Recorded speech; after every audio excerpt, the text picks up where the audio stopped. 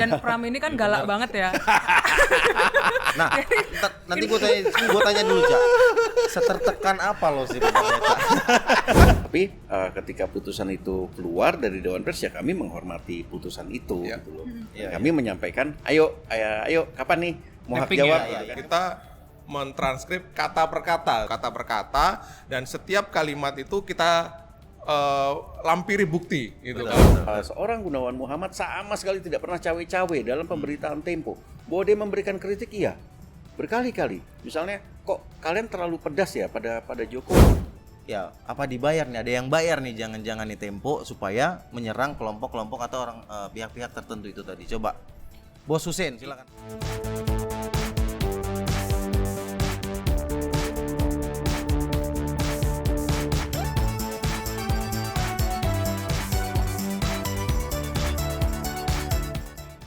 Yo, balik lagi di nggak asik tapi openingnya kayak gitu. Cocok lu. Jelek. Cocok lu. Nggak keren. Lu nggak cocok. Oh nggak cocok. Cocoknya dia nih, Pram. Oh iya, emang hanya orang-orang tertentu. Dia tuh udah dipatenkan tuh pada opening kayak gitu. Ya. Udah didaftarin. Iya. Intelektual. Kita. Ya ini adalah produser kami ya kan, Ihsan Zahri gitu dan Dari kostumnya udah beda kan? Iya, sengaja. Pakai Keren nggak? jas. Keren kan? busuk. Hari Ya. ini gue sengaja emang harus lebih keren dari kalian semua. Biar nggak tidur ya. Nggak ada tidur nggak ada yang tidur. Ada, Itu kan ada saksinya kita- banyak, hanya Saksi saja banyak punya lu tidur belum di ada. itu di apa di Enggak. kursi. Oh. Ya pada edisi akhir tahun ini kami mencoba untuk menampilkan sesuatu yang berbeda lah ya. Capek juga kalau kemudian akhir tahun itu kita ngomongin politik gitu kan. Tapi kita akan fokus pada bocor alus yang mendapatkan apresiasi yang luar biasa ya dari publik ya. Dan kami tentu sangat berterima kasih atas dukungan publik. Jangan lupa subscribe untuk teman-teman yang belum subscribe. Klik tombol YouTube tempo.co. Kalian juga bisa baca laporan majalah Tempo di link deskripsi di bawah ini. Jangan sebarkan dan baca konten bajakan karena di situ ada hak ciptanya. Ya, main apa kita? Enggak gini. Oh, gantian lo ya? Produser ngapain lu di Iya. sini? Itu dulu. Kalian diam Kan dulu, aku jelasin. biar saya yang bawakan acara ini. Gimana? Tenang aja. Sebelumnya saya mau tanya dulu. Tanya kabar dulu lah. Standar opening begitu kan. Apa kabar nih? Jangan banyak basa-basi. Wartawan yang menyampaikan informasi berdasarkan katanya-katanya, dengar-dengar ya kan. Ya kebetulan di beberapa episode kita itu kan ada banyak ya. Cukup banyak lah komen-komen yang menyebutkan ini apaan sih ini wartawan Tempo menyampaikan informasi cuma katanya gitu atau dengar gitu. Mungkin bisa dijelaskan tuh soal itu karena itu cukup penting ya karena kan ini berkaitan dengan apakah kita itu mengikuti kaidah jurnalistik atau tidak dalam menyampaikan informasi. Ya. Mari kita serahkan pada ahlinya Pak Rika. Silakan Rika. Saling lempar kayak Saya debat lempar capres nih. Enggak begini. Jadi kalau menjawab pertanyaan Ihsan itu kita harus kembali pada semangat kenapa kita membuat bocor alus, ya kan? Kenapa kita membuat bocor alus? Karena kita tahu bahwa Tempo itu hidup atau berkembang selama 52 tahun depan 53 tahun itu dengan tradisi tekstual atau tradisi jurnalisme tulis, ya kan? Sementara itu dalam beberapa tahun terakhir kita dihadapkan pada perkembangan digital. Ya kan, perkembangan digital, audiovisual, gadget di mana-mana, orang mengakses informasi dari laptop, dari handphone dan seterusnya. Nah, kita perlu ada pendekatan yang baru, San. Jadi perlu ada pendekatan yang baru agar informasi-informasi, temuan-temuan kita, liputan-liputan kita yang mendalam itu bisa diakses secara lebih luas, gitu kan. Nah, kita tidak perlu berdebat lah soal bagaimana wartawan-wartawan Tempo menuangkan liputan-liputan investigasinya itu dalam bentuk tulisan, tekstual. Nah, kita perlu ada pendekatan baru. Ketika kita memilih bocor alus politik yang tayang di YouTube dan lewat pendekatan audiovisual itu perlu ada semacam gaya penyampaian yang berbeda. Itulah. Nyambung ke pertanyaan lu tadi, dalam beberapa atau banyak episode bocor alus kan kita pasti ngomong tuh kata narasumber gue gitu kan, kata informan gue yang gue temuin dan seterusnya itu semata-mata hanya gaya penyampaian aja, gaya bertutur aja gitu. Variasi kata kalau Iya, menurut gua di reels itu Instagram. Iya, jadi gaya bertutur, gaya menyampaikan yang mana sebelumnya kita dari jurnalistik menulis atau jurnalistik tekstual itu kita bawa ke sebuah pendekatan yang baru. Itu. Jadi tanpa mengurangi kaidah dan etika jurnalistik yang kita terapkan selama ini yang ketat, verifikasi, cover both side, semua dokumen-dokumen kami cek kebenarannya, itu semua. Ya artinya kan hanya medianya saja yang berbeda, Yes. begitu kan? Yang biasanya selama ini Tempo dikenal dengan tulisan, begitu atau informasinya itu dikemas dalam bentuk tulisan. Sekarang karena adanya penyesuaian teknologi begitu ya, disrupsi digital gitu kan, ya harus mengikuti itu dan membuat atau menyampaikan informasi temuan-temuan kita itu ke dalam bentuk audiovisual. Nanya begitu ya. sendiri jawab sendiri ya kayak begini nih. Ini apa maksudnya? Lu mau nyuri panggung gua? Saya hanya mengkonklusikan saja. Oke. Jadi Isan juga harus ingat bahwa teman-teman di sini dendam sama lu karena lu tidur waktu itu. Diulas lagi, disinggung lagi. Bagian ini. Nanti itu akan kita dalami jatah ya. khusus ya. Itu lanjut. Mengenai apa namanya proses bagaimana bisa mendapatkan informasi di topik-topik atau isu-isu itu tadi begitu. Tapi gue lanjutin dulu nih. Tadi sudah ya soal kita sering disebut katanya-katanya dan dengar-dengar. Gue rasa sudah cukup clear ya. Artinya host atau wartawan Tempo itu menghimpun berita itu atau mencari berita kemudian menyajikannya itu sudah sesuai dengan kaidah jurnalistik. Nah, ada lagi nih. Karena mungkin ya ada yang beberapa netizen atau beberapa orang yang melihat begitu menganggap tema yang kita angkat gitu atau isu yang kita bahas di episode-episode BAP ini itu kecenderungannya itu menyerang hanya satu pihak atau kelompok tertentu saja begitu. Nah, maksud lo Prabowo Gibran gitu Ya, atau Jokowi gitu. Jokowi. Nah, ini Ya. kita punya ahlinya di sini Hussein silakan. Jangan-jangan begitu. Ini ada tuduhan yang menurut kita ya cukup cukup sedikit ekstrim begitu ya. Walaupun sah-sah saja dan kita kan juga bisa punya kesempatan untuk menjawab itu. Ya, apa dibayar nih? Ada yang bayar nih jangan-jangan nih Tempo supaya menyerang kelompok-kelompok atau orang pihak-pihak tertentu itu tadi. Coba Bos Hussein, silakan Bos Hussein. Bos. Ini kalau gue jawab pertama dulu ya, kalau dibayar rasanya nggak ada ya itu ya. Kita memang kalau misalkan ada permasalahan kita mendalami permasalahan itu dan kita mencari siapa dalang di balik itu. Lalu ya kita publikasi lah. Dulu kan memang sering sekali ditampilkan di majalah ya. Jadi tadi Pram bilang yang banyak sekali episode Bocor Alus menjadi kebenaran dalam suatu peristiwa-peristiwa. Tapi kalau teman-teman yang mengikuti atau langganan majalah Tempo, koran Tempo dan lain-lain itu banyak peristiwa-peristiwa juga yang sebelum terjadi ataupun ke depannya itu kan seperti apa itu sudah banyak diulas begitu.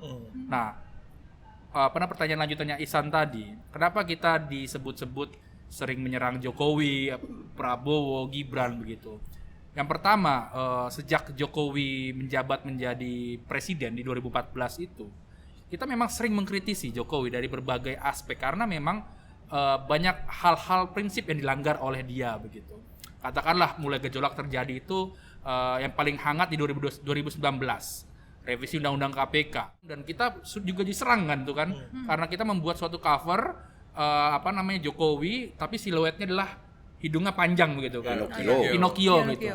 Nah, itu juga kita diserang habis-habisan bahkan sampai ada yang bilang turunkan rating Tempo di App Store atau Google Store begitu. Belakangan orang-orang itu yang memang penjilat pemerintah atau penjilat yang bayar justru memuja-muji kita. Akhirnya sepakat begitu. Bukan ya. sepakat, gue gak suka sepakat. Mereka kan memperjuangkan atau membela apa yang Mereka kepentingan suka, dia. ya. Mereka suka aja. Oke, Itu. ya. Ada permasalahan di situlah. Lalu belakangan adalah Prabowo ditarik menjadi di kabinet dari Menhan. Kita pertama kali ya nulisnya Pram. Waktu itu kan sebelum gua ke Suriah sempat bikin cover majalah Tempo yang Prabowo Jokowi kan yang timang-timang bagaimana pertimbangannya Prabowo masuk kabinet gitu. Itu pun jadi sumber masalah juga karena teman-teman yang dulu pembela Jokowi itu kan melawan Prabowo itu karena nggak ingin Prabowo berada di pemerintahan begitu. Dan belakangan sekarang adalah banyak pelanggaran-pelanggaran yang dilakukan oleh Jokowi atau cara-cara lain gitu ya dilakukan oleh Jokowi untuk agar anaknya ini bisa menjadi cawapresnya Prabowo begitu. Dan itu pun pernah dibahas juga di dalam podcast-podcast termasuk perannya Iriana. Begitu San kira-kira. Protes tadi pasti ada lah ya San ya. Protes bahwa kenapa sih kalian tendensius ke kelompok kami dan seterusnya. Dan gue sih merasa bahwa itu bagian dari resiko profesi yang kita ambil ketika kita mengambil menurut gue jalannya nggak mudah juga gitu, karena berapa banyak sih newsroom atau media yang barangkali punya bahan yang cukup bagus soal kondisi politik hari ini, tapi berani mengungkap secara lebih dalam dan kemudian mempublikasikannya gitu. Oh iya benar itu. Jadi waktu itu ada beberapa kan? petinggi media ya yang bilang bahwa gue juga dapat bocorannya soal perannya Ibu Suri ini kan. Gue juga dapat bahannya udah berapa waktu lalu. Ya lu dapat nggak lu tulis, lu dapat nggak lu Jadi tayang. mereka dapat buat info sendiri, padahal mereka profesinya jurnalis gitu ya, Bro. Ya. Termasuk itu yang rame-rame dulu soal buku merah kan mereka juga dapat kan, Iya. tapi segelintir saja yang berani mengeluarkannya. Ya, tapi juga sebenarnya kalau kembali ke pertanyaan kita dibayar atau enggak gitu ya. Kalau dibayar kalau dibayar ya muka gue nggak akan sekelam ini ya kan.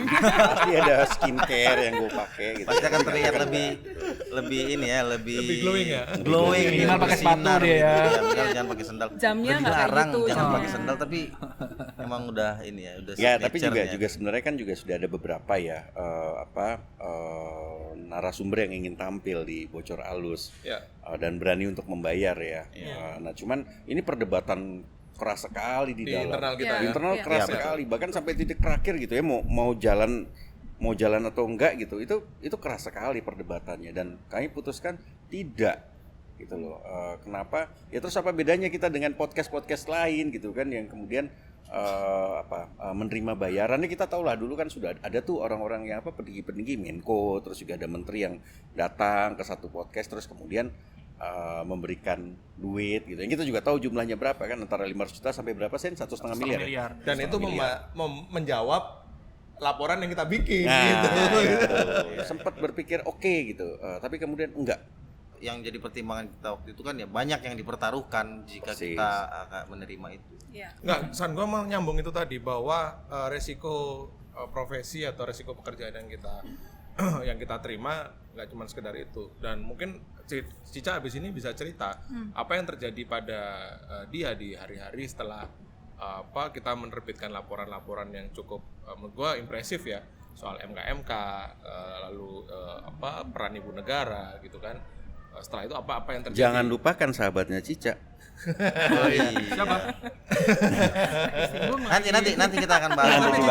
Tapi Cica perlu cerita. Artinya ada sesuatu yang kita hadapi lah sebagai jurnalis dan ini nyata terjadi gitu. Ya dampak setelah Dampak liputan ya. Post liputan itu setelah ya. hasil liputan itu dipublikasikan tuh apa hal-hal unik yang pernah lo rasakan atau alami begitu? Iya, yang terdekat itu soal liputan ketika keluarga Solo ya, ketika Iriana gitu. Ini kalau bicara dampak, tentu dampak ini dirasakan oleh Rikang juga, oleh Husin juga, oleh Pram juga. Tapi yang gue rasakan waktu itu memang ya ada sedikit hal-hal yang unik lah di luar kebiasaan gitu. Jadi ketika liputan itu terbit, ada beberapa telepon masuk dari nomor asing gitu.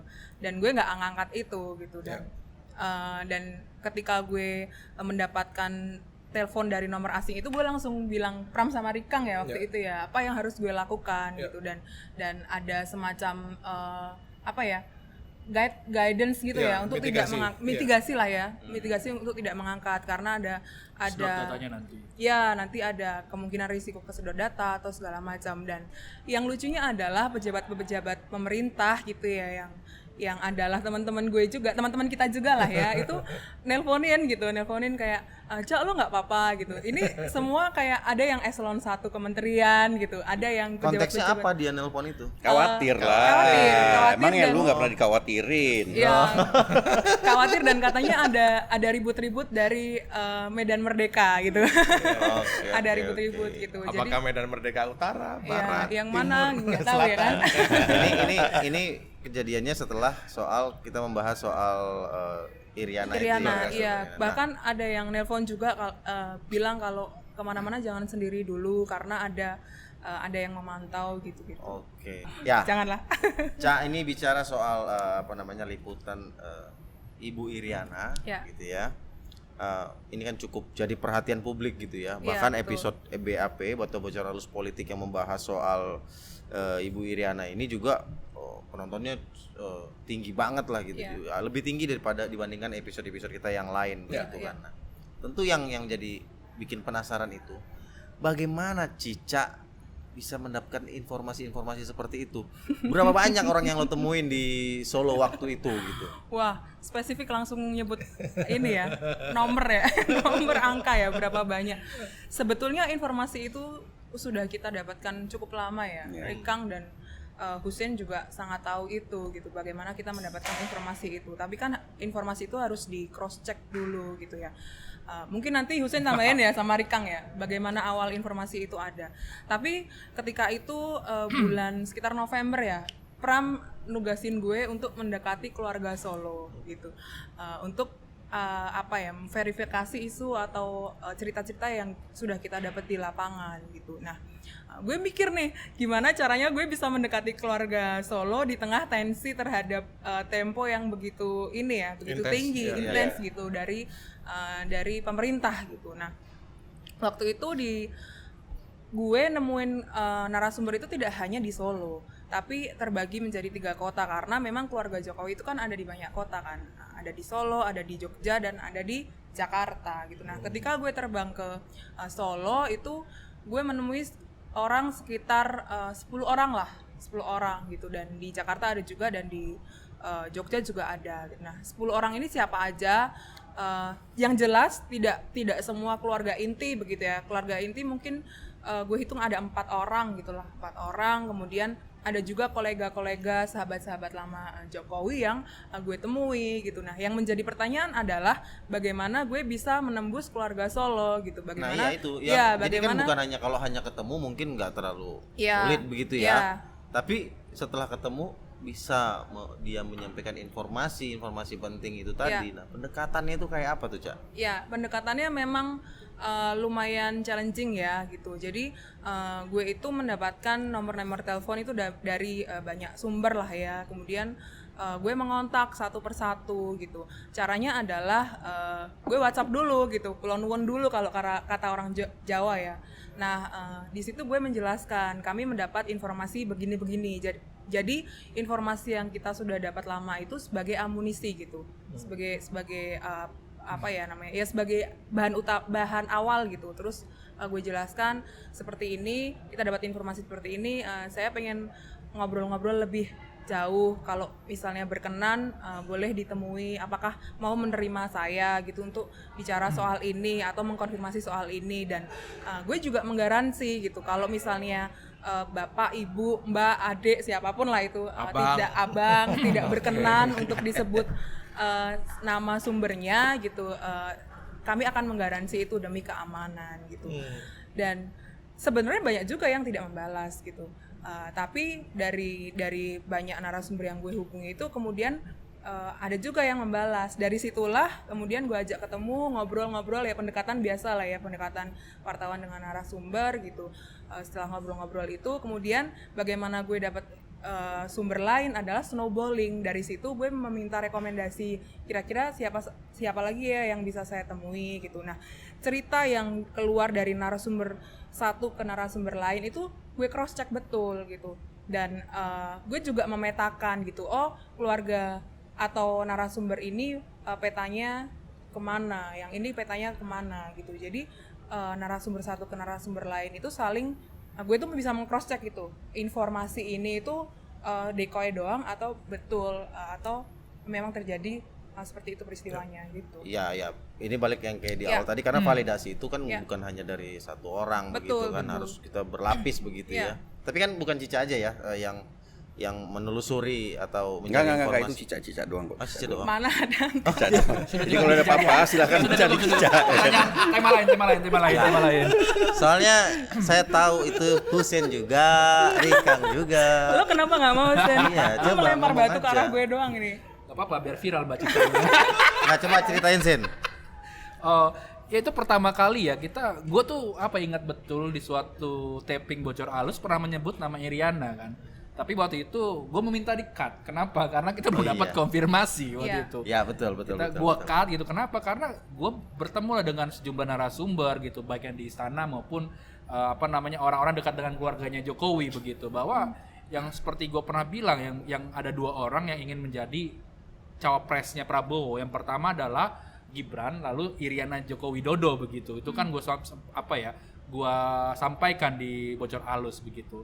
Nah, ini kan sangat menarik ya. Kenapa seorang ibu negara itu ingin anaknya menjadi cawapres begitu Iya. kan. Makanya kita diskusi di dalam rapat-rapat, ya akhirnya Cica yang ditugaskan gitu. Iya. Cica kan juga memang pendekatannya bisa pendekatan Jawa. Kalau gua nanti akan nabrak-nabrak kalau ke Jawa begitu kan. Begitu. Lalu juga waktu di Jakarta kan seperti Cica bilang tadi, ketemu sama orang di sini ya. Bahkan waktu Cica mengirimkan pesan ke keluarganya Jokowi kan ada kenalan gua gitu kan, meminta yang meng-cross-check ya, ya. menggaranti kan. Menggaranti ini bisa gini-gini enggak, maksudnya konteksnya adalah namanya tidak keluar, Ya, segala betul. macam, menjamin keselamatan narasumber itu juga. Akhirnya gua pastikan bahwa ini orang gini, nanti gue ikut juga dalam pertemuan itu. Akhirnya kita bertemu dan menjelaskan juga dan menguatkan temuan-temuan Cica di Solo. Betul. Begitu kan. Dan Jadi, tapi silakan. ada yang unik soal penemuan narasumber di Solo tadi. Jadi ada narasumber kita di Solo begitu yang tidak mau ditemui di Solo.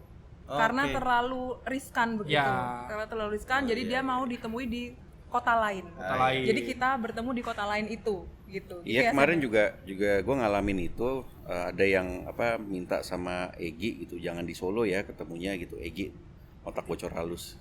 Egy otak bocor halus yang memang lagi ditugaskan hal-hal tertentu. Harusnya dia tampil di sini. Ini ada tuh orang. Ada di balik kamera tuh dia. Senyum-senyum dia, tapi dia lagi memang sengaja kita simpan supaya bisa kanan kiri Iya. Bisa terus mencari info-info yang paling Agen khusus. ngeri nih. Agen khusus dia. Ibaratnya dia Kopassus lah. Kami ini hanya infanteri biasa. Iya. Oh, atau ini dia intelijennya kali ya. Nah, ya ada hubungannya mungkin. Jadi bapak-bapak intelijen, ibu-ibu intelijen carilah Silakan kayak Egi. gitu. Egy, Adi A. jangan. Sulit nanti dia nyari jodoh saya. Ya, jadi yang bilang saya nih pernah minta di-cut segala macam. Jadi memang kita ketika proses pengeditan ini untuk menunjukkan memang kita sangat berhati-hati begitu ya dalam menyampaikan informasi itu. Ya kalau kalian datang ke sini langsung Bu, pasti akan jauh lebih panjang dibandingkan yang kita tayangkan di YouTube ya? YouTube YouTube, begitu. Ya, dan proses editingnya aja kan sampai 3 ketat, kali. San. sangat ketat. Editingnya kan 3 kali. Lu, Mas Pram, terus ada Iya. Bagja juga kan. Ada sampai ke redaktur eksekutif gitu ya. Jadi ya berlapis begitu Iya. sehingga akhirnya kita di approve atau diputuskan konten ini layak untuk jadi konsumsi publik begitu Iya. kan. Karena Bocor Halus ini mungkin podcast jurnalistik pertama ya yang memakai konfirmasi. ya. Ya, betul. Coba lu perhatikan deh, kalau misalkan ada podcast media-media lain kan, kalau konfirmasi kan, kalau gue pribadi sih nggak pernah melihat itu ya. Dan ingat juga satu-satunya orang yang sering WhatsApp gua malam-malam minta dipotong itu cuma Husin. Kenapa? Nggak tahu dia kayak Kayak insecure dia, iya, insecure. sangat Nggak insecure pede, gitu nggak ya. pede. Dia habis Iya. ngomong, wah padahal menurut gua ini Baru dipikir keren sama nih, dia. ya kan. Iya. Ternyata dia mikirnya setelah ngomong gitu kali Ribet ya. Pada saat konfirmasinya itu, ya? pada saat itu. Kali kayak begitu Sen mah. Iya. Jadi kalau malam-malam, San, tolong yang bagian ini tolong dipertimbangkan lah. Kalau bisa dicabut aja gitu. Tapi yang bikin kita happy adalah bagaimana dampak dari liputan edisi Ya. Iriana itu ya, Pram ya. Ya, betul. Termasuk yang mungkin perlu kita diskusikan juga, catatan bahwa setelah edisi Iriana itu muncul, ada beberapa newsroom yang memberikan semacam counter narasi gitu, yang menuduh liputan-liputan kita tidak ramah gender gitu kan, dan Misoginis. iya misoginis dan seterusnya. Mungkin Pram bisa ngasih perspektif itu. Iya. Apakah kita punya tendensi untuk ke sana gitu? Iriana, iya. Ini menghadap-hadapkan gue sama kelompok feminis. Tadi pas lo ngomong mungkin Pram dia langsung lu. Lagi nih. Silakan teman-teman feminis yang kenal Pram, nanti WhatsApp Pram langsung ya. Silakan Pram.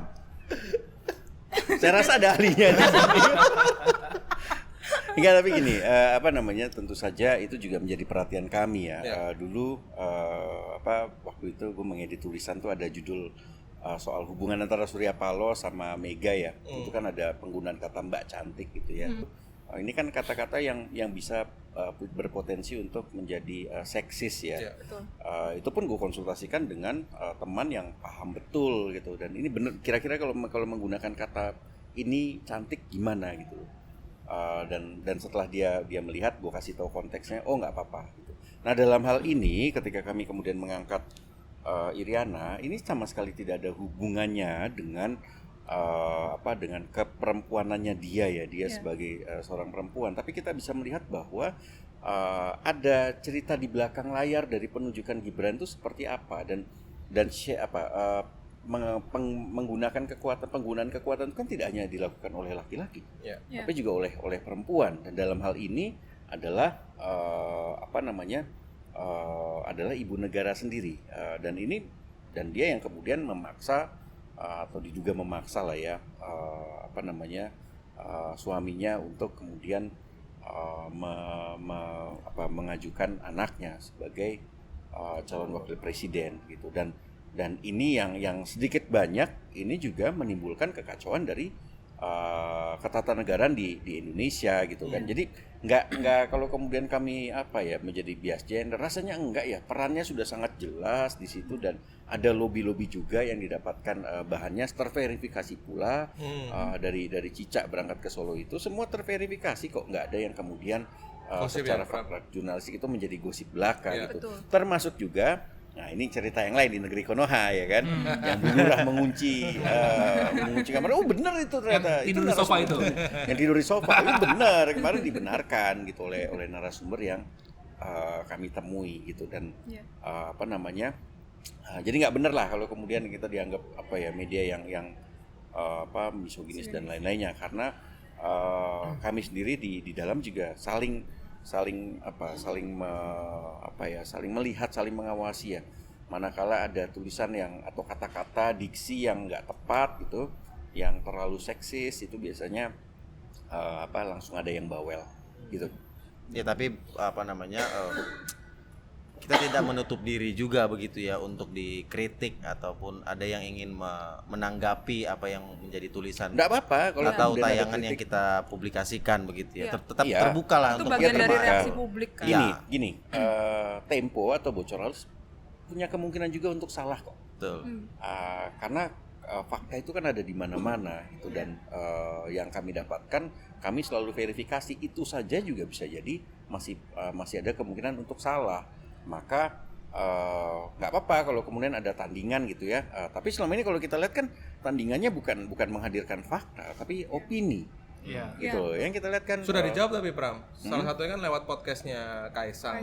Salah satunya Kaisang bahwa bahkan Kaisang menyebut program Bocor Alus yang menceritakan peran Ibunya itu Iya. gitu kan, dan Kaisang sendiri merespon bahwa Tunjukkan buktinya. iya bahwa mendukung ya gitu kan lewat doa dan seterusnya. Tapi Iya. kemudian dalam bantahan itu atau dalam podcast itu disampaikan kalau sampai melobi sebagaimana temuan Tempo gitu, laporan-laporan kita dibantah gitu. Artinya yang membuat tentu saja newsroom ini happy adalah bagaimana liputan-liputan kita itu berdampak gitu kan, dan memberikan dampak atau efek impact yang luas terhadap kontestasi politik hari ini. Gitu. Ini kita bicara soal dampak nih ya. Ada lagi nih liputan atau tayangan kita yang juga memiliki dampak yang nggak main-main gitu ya. Apa tuh? Ya, bahkan sampai disebut-sebut di putusan MK. Oh, bukan WKWK ya? Bukan. Wes. Awak. Berarti tuh kita serius, Egi lagi makan tuh. Lanjut ya, soal MK. Nah, ini kan cukup tidak kalah lah menjadi perhatian publik dan memiliki dampak sampai ke putusan MK. Itu kan, nah, bagaimana tuh prosesnya sehingga kita bisa dapat informasi-informasi yang Detail itu ya. Detail ya, dan jadi putusan ya. sedetail itu sehingga jadi perhatian penuh. Siapa nih? Ya, Bos Husein dulu. Bos. Yang MK nih bagaimana nih?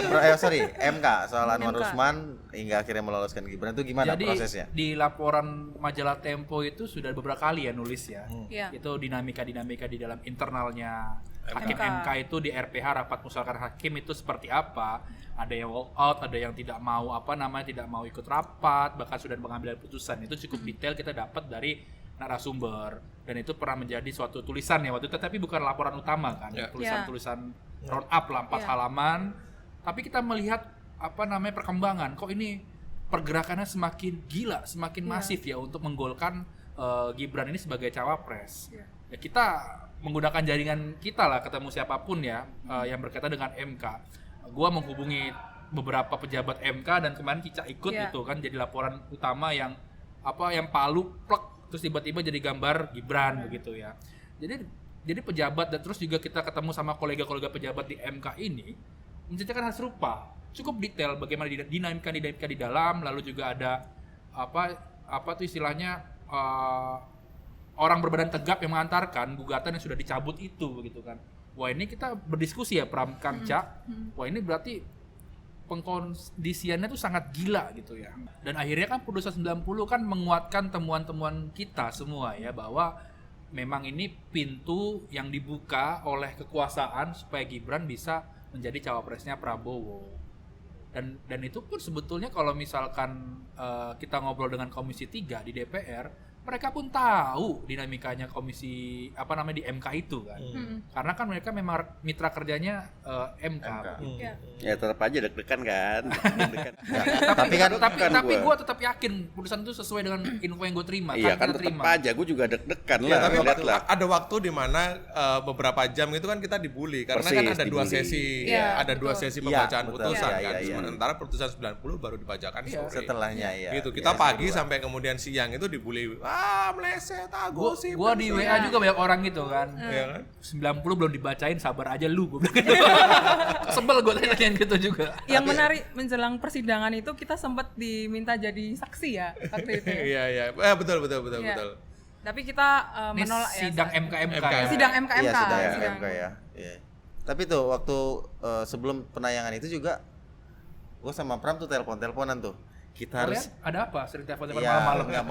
Ini tadi kita kan harus kami merancang karir ke depan lah. Wah, ini kita harus siap-siap nih. Ya. Kalau misalnya itu nggak sesuai, kita harus ralat segera nih. Harus kita ganti tayangan ini.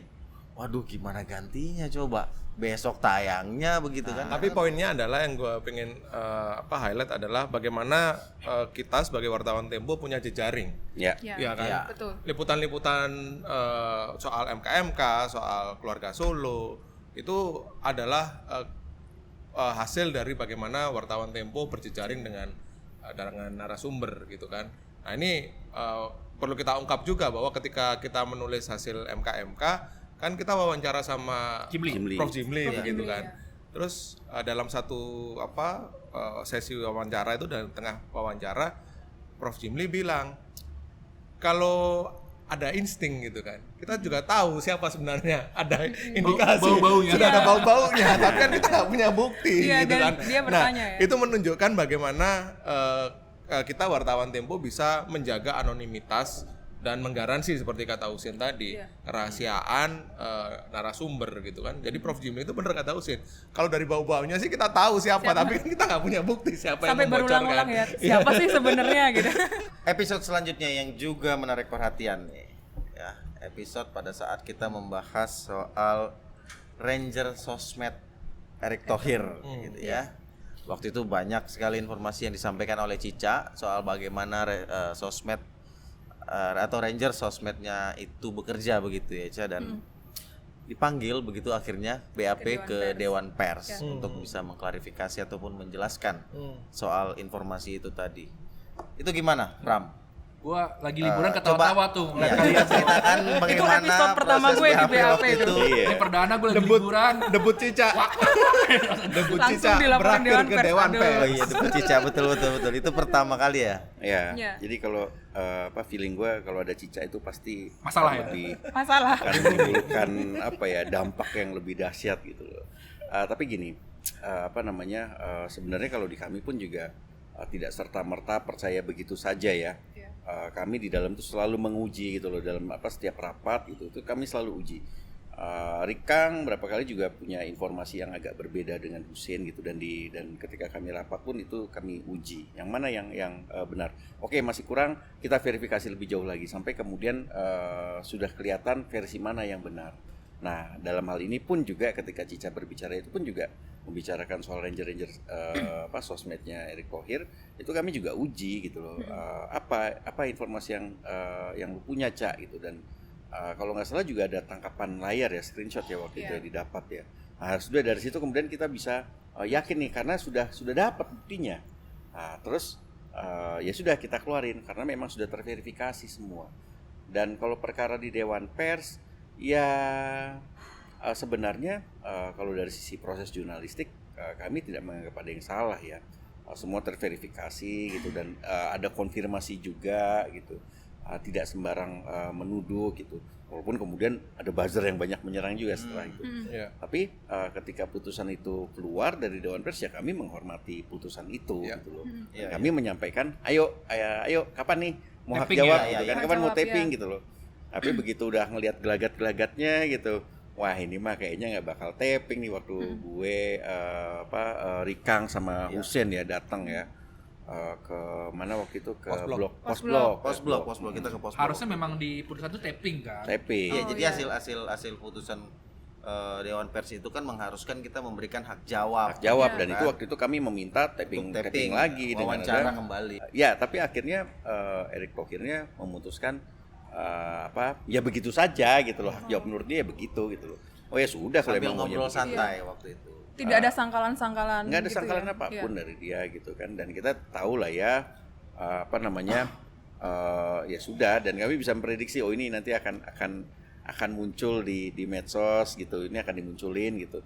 Dari awal kami sudah tahu gitu ya, sudah biarkan saja itu muncul gitu. Padahal behind story-nya adalah di salah satu kafe itu kan sudah di Blok kan? blok tuh. Sudah di blok. Dia untuk Ya, sehari, betul. setengah hari apa 1 hari, dan tim Erick Thohir sudah menyiapkan Setnya, set dengan sangat lengkap begitu kan, dan tentu kita juga menyiapkan set juga gitu. Tapi begitu 5 menit 10 menit Pram ya kayaknya sebelum datang itu kan semua rencana berubah dan akhirnya terjadilah hak jawab seperti halnya yang diposting di Tapi YouTube sebetulnya di gitu. permasalahan itu Ranger Medsos atau yang lain sih? Kan Nggak kalau ada. kalau Nggak misalkan di Instagram dan tim lili-lilinya dia kan buzzer Ranger sosmed itu. Nggak kan, ada. yang Kalau di masalah. Dewan Pers itu justru yang dipersoalkan bukan itu. Apa? Gitu. Apa? Ada beberapa hal. Salah satunya ya yang terutama itu adalah Piala Dunia Piala U20 Dunia. gitu. Yang di situ kan kita juga sudah membantah ya, Iya. berbagai tudingan sebelumnya bahwa Ganjar terus juga Koster itu berada di belakang penyebab kegagalan dari U20 gitu. Nih gue ngomong begini pasti nanti dituding lagi nih pro sama Ganjar gitu. Tapi nggak apa-apa lah ya, udah sering gue dituding. Tapi memang itu karena ketidaksiapan dari pemerintah, dan itu dibenarkan oleh beberapa narasumber yang kita temui yang tahu persis komunikasi antara FIFA dengan PSSI juga dengan pemerintah itu seperti apa. Gitu. Dan yang menarik adalah bagaimana proses kita menghadapi gugatan itu, Bram. Ya. Karena ini untuk teman-teman pemirsa BAP juga, kita mentranskrip kata per kata tuh, Ya. kan? Kata per kata Kita dari buat matriks ya. dari setiap itu dari ya. Setiap tayangan full itu ya. Ranger BUMN itu kata per kata, dan setiap kalimat itu kita lampiri bukti gitu kan. Betul. Kita lampiri bukti, dokumennya kita lampirkan begitu kan, terus foto-foto dan seterusnya. Jadi kalau kita menyebut kata amplop putih itu, kita cari tuh fotonya kan, amplop putih atau amplop coklat gitu. Pokoknya amplop itu kita cari. Kita cari fotonya seperti apa. Terus kemudian ada Ranger. Kan ada surat kan? Persis, surat. Suratnya seperti apa? Kita lampirkan suratnya gitu. Jadi matriks dan pembuktian itu sampai seserius itu kita menyiapkan podcast BAP atau Bocor Halus Politik itu bukan ya sekali lagi bukan gosip, tapi semua bukti dokumen itu kita punya, dan begitu ada gugatan seperti halnya peristiwa Erick Thohir itu kita tinggal lampirkan sesuai dengan matriks kata per kata yang muncul dalam sesi itu ya, Cak ya. Betul. Tapi ini lucu ya, yang kemudian kan kita lihat juga ada orang-orang yang kemudian berdekatan dengan pejabat ini belakangan terungkap gitu. Yang kita omong itu benar gitu, ada ranger-ranger, ada pengerahan buzzer diakui benar, dan kemudian ada bantahan. Nah belakangan orang-orang ini malah ketahuan gitu kan, ketahuan satu oleh istana sendiri Betul. yang main gitu. Dan ada satu orang lagi yang gue lihat nih sekarang nih, bekas menteri, nah, ya kan, dia juga ikut ngerahin kan, benar kan waktu itu kan Betul, info kita kan, betul, iya. dia dianggap ikut mengerahkan buzzer untuk menyerang Gibran waktu putusan MK. Ya. Nah sekarang ini rajin banget nih mantan menteri ini membela habis-habisan Jokowi dan keluarganya gitu. Wah Pak Jokowi itu paling hebat, wah saya begini saya begitu dan segala macamnya lah gitu kan. Batin gue ya udah sih, udah ketahuan ya ketahuan aja, lu mau ini apa sih, mau ngarepin apa Itu gitu ya. upaya kasih menunjukkan loyalitas, Pak. Sebenarnya bukan loyalitas. Ini orang dikit lagi sebenarnya menjadi tersangka kan. Oh, Kasus iya, yang iya, lain gitu loh, kasus yang Iya. lain. Nah, itu sekarang dia begitu, apakah untuk kepentingan keluarganya Jokowi? Ya enggak lah, kepentingan dia sendiri lah. Bentar lagi kena nih jadi tersangka. Minyak goreng. Aduh, Husein. Gue nggak nyebut lo ya namanya. Itu si Egi lagi makan gorengan pasti punya minyak goreng kan tuh. Loh. Ini gua balik lagi, kita bahas soal kecenderungan ya, mengingat ini menjelang pemilu begitu kan, soal kecenderungan Tempo. Ini kan netizen begitu, ada beberapa netizen yang menyebutkan begitu, terutama Pram nih kan, dibilang katanya, Pram lo pengikut GM ya gitu ya. GM ini Gunawan Muhammad ya. Gue kira Gajah Mada. Enggak, Gunawan Muhammad, jadi dibilang pengikut GM ya. Soalnya apa? Lo dukung Ganjar kan begitu. Makanya lo nggak pernah bahas Ganjar secara detail di podcast itu karena lo dukung Ganjar begitu ya. Meskipun sebenarnya kita udah juga nggak apa ya, ada beberapa kali membahas spesifik soal Ganjar begitu kan. Silakan Pak Pram, waktu dan tempat Ya, dipersilakan. kalau soal Ganjar kita udah berapa kali membahasnya kok ya. Itu terutama yang banyak membahas itu adalah Rikang. Nah, silakan Rikang memberikan jelasan soal Ganjar. Bener kan ya?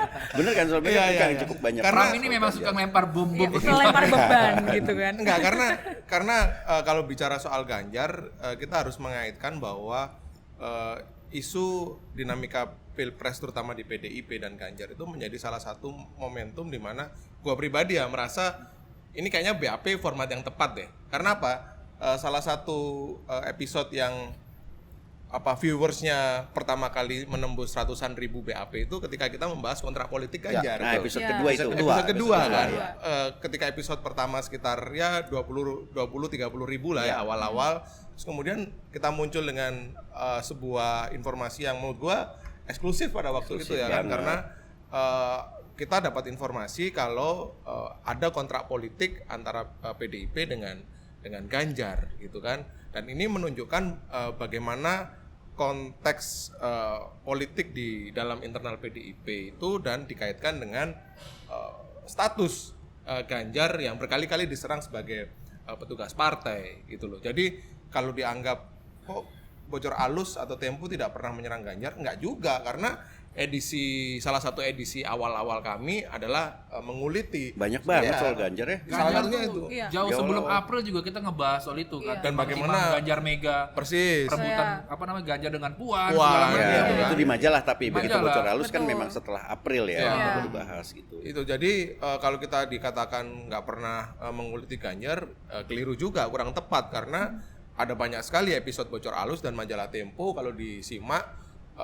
menguliti juga bagaimana jeroan PDIP dan Ganjar dan Ganjar. PDIP berarti Iya. Iya, ya. kira-kira Iya. itu. Ya dulu ketika kasus bansos gitu Iya. ya, itu kan 2020 ya, Bram, ya? 2020 Ya.